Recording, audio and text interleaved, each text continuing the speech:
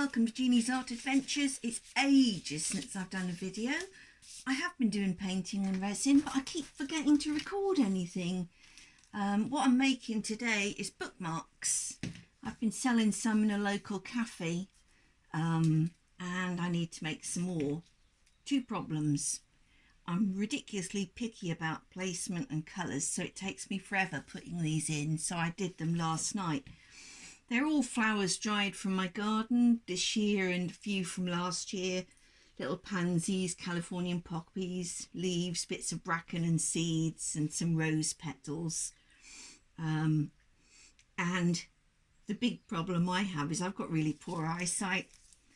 So I have to get really close up to see where I've placed them. And I have to remember to hold my breath because they're so light, they just fly away. So I did these last night. Normally I do them all in one, but it's actually quite hard work. Oh, even talking moved that one. So yeah, not sure where that little one wants to go down there. There we are. And as my kids are always telling me, I'm far too picky about placement and stuff. Now, somewhere I have got, I had it just now. Oh, isn't that always the way? You can never find things when you're looking for them. I had a nice little jug. There it is. Excuse my hand getting in the way. One of these little silicone things just makes it easier to pour it in. No, I say easier, not easy. I hope I've mixed up enough resin. It's always not quite enough or too much. I don't mind too much because I can always find something else to do with it. I've got some little jewellery moulds at the side there. I want to make some jewellery later. Or I'm playing about trying to make jewellery. I know in my head what I want to do.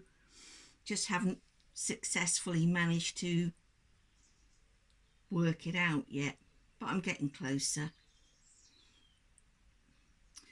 But yeah, twice last week when I was doing bookmarks, I got really annoyed because I mixed the resin up like I usually mix the resin first when I'm doing anything.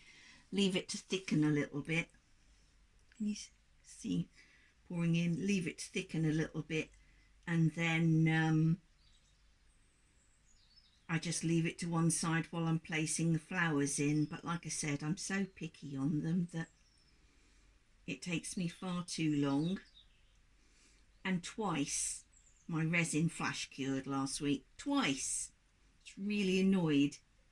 You know, resin's expensive and that's just such a waste of money. It's really cross with myself. It was so hot. I had to go rushing outside to my cold tap and pour cold water on it. So yeah, lucky escape.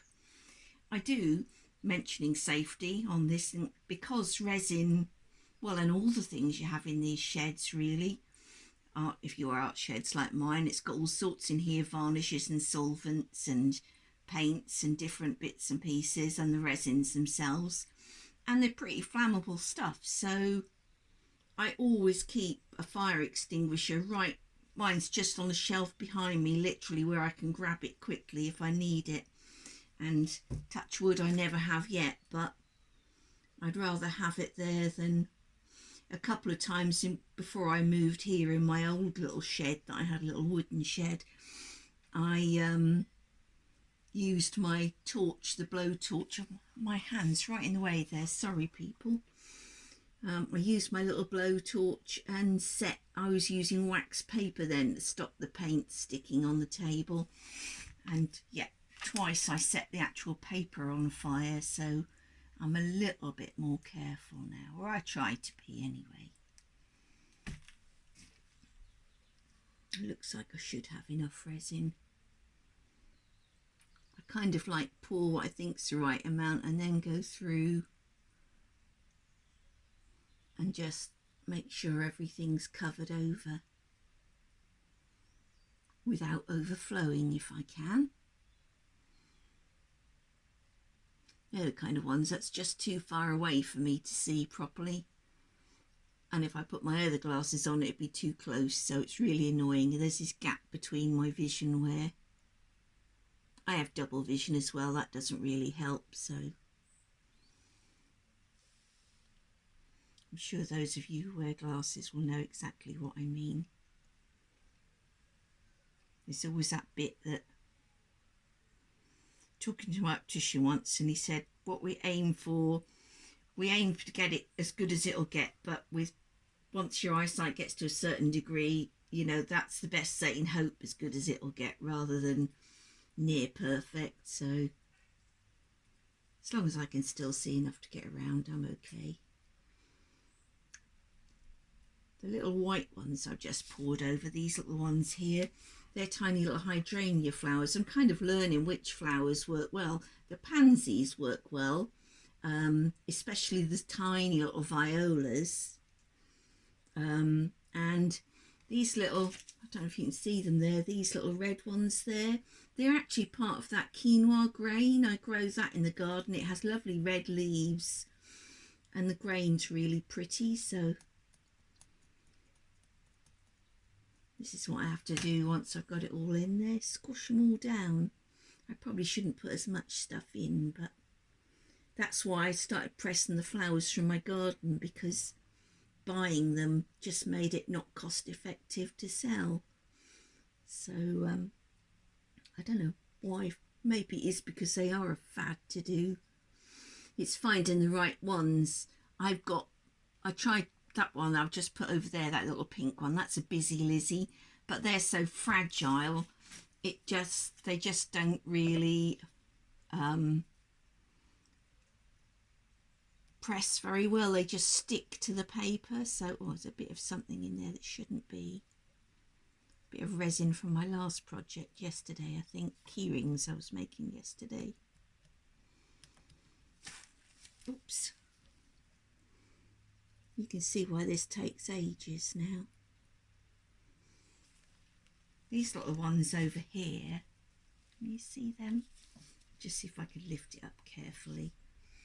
Those little ones there, these bits here, they're cherry blossoms. My granddaughter picked me in about May time this year, and I sent her last night a picture of them saying, look what I've done with your cherry blossom. And she said, I thought they'd be all pretty and pink like they were when they were fresh. They just look like dead flowers now. It was like, yeah, okay.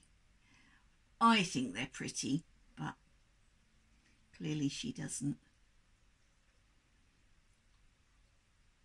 Right, I really ought to remember how much resin I put. Mine's a 2-to-1 resin that I've been using, and I put, oops, sorry, that's my dogs. I put, come on, I hate waste. Prop it up with something. Come on, stay there. Squash it round. Not going to work. I'll have to come back to that later. What was I saying? Yeah, it's like, so I put 150 to 75. So I've made 225 grams here, which I think will probably be enough. Will I remember it next time?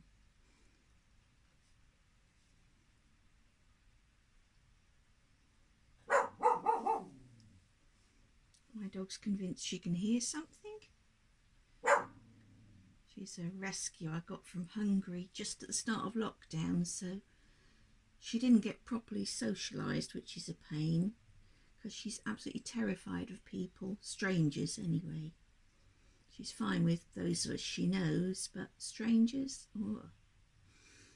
But yeah, she's lovely. She was born on the streets. So actually both my dogs are rescues. The other one my daughter got, she was 4 months old when she got her, and she was then on her 5th home, so she has kind of a lot of separation anxiety too. Sometimes I think, you know, we put these poor animals through so much, and yet they're so forgiving. So, right, I'll just carry on squishing them into there, but you can kind of get the idea of how they go. Well, that's probably what I'll spend the next half an hour doing, keep pushing bits down here. I'm trying to work out which flowers. Like I say, the hydrangeas work really well. They're like this little one here. See, I just cut them off into individuals and press down. But some of them are just too big, some are too fragile. This is bits of California poppies, which one or two like that came out whole. Bracken works really well. These are little bits of cornflowers here, the little blue. And they're just some seeds like fennel seeds and parsley. But it's just, some of them are lovely, but they're just too big. So yeah, if I just lift that up, I won't bore you while I sit here playing, poking it in. I'll just lift it up and see if I can get it a bit closer so you can see them better. There. Whoops. That flower, the feather mould hasn't got anything in it yet. I obviously didn't have enough resin for that, but next time I usually just put clear resin in and then drop some inks in and let it sort of bumble around. Right, thanks for watching. I'll try and remember to keep videoing again from now on. Thank you. Bye.